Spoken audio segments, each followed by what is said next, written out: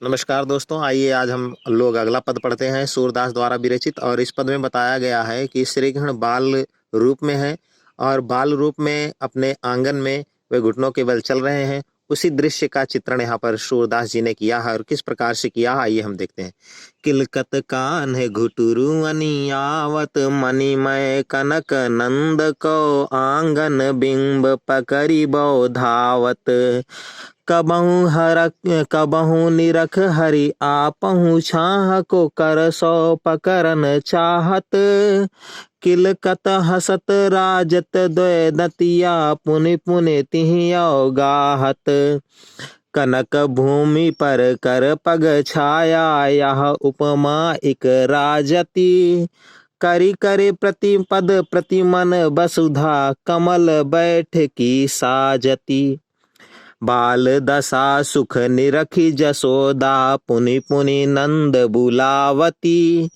अचरा अचरा तरलो ढाक सूर्य के प्रभु को दूध पियावती।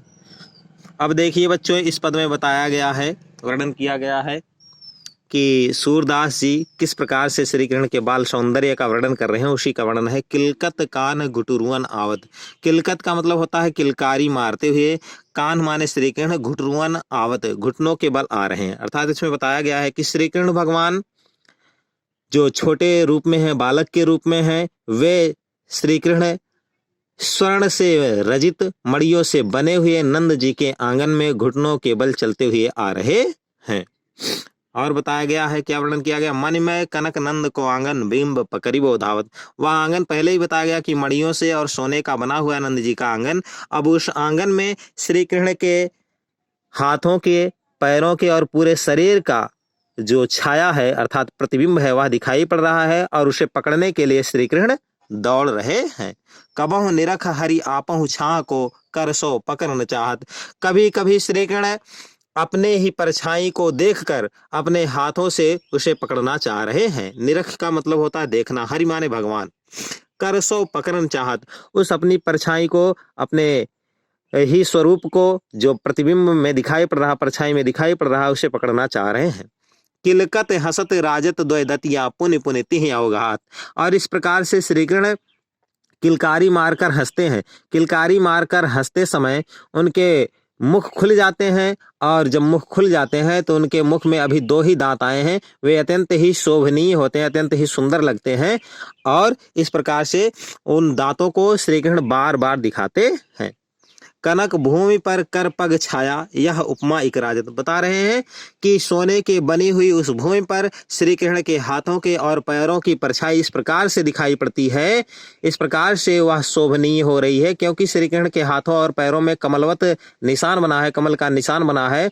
उसे देखने से ऐसा प्रतीत होता है, ऐसा लगता है, आप मान लीजिए कि मणि में जो है कमल का प्रतिबिंब दिखाई पड़ रहा है, श्री कृष्ण के हाथ का बना हुआ, ऐसा प्रस्तुत हो रहा है, ऐसा प्रतीत हो रहा है, ऐसा आप मान लीजिए कि स्वयं श्री कृष्ण के रूप सौंदर्य को अर्थात श्री कृष्ण को बैठने के लिए यह पृथ्वी स्वयं जो है क्या कर रही है, उन्हें बैठने के लिए एक आसन प्रदान कर रही कमल के रूप में, जिसका वर्णन अगली पंक्तियों में किया गया। देखिए, करी करी प्रतिपद प्रतिमन वसुधा कमल बैठकी साजत। इसमें वर्णन करते हुए बता रहे हैं कि प्रत्येक मड़ियों में, यह पृथ्वी ऐसे देखकर उनके रूप सौंदर्य को देखकर ऐसा प्रतीत हो रहा है कि प्रत्येक मड़ियों में उनके बैठने के लिए, श्री कृष्ण के बैठने के लिए पृथ्वी स्वयं कमल का आसन सजा रही है या कमल का आसन प्रस्तुत कर रही है।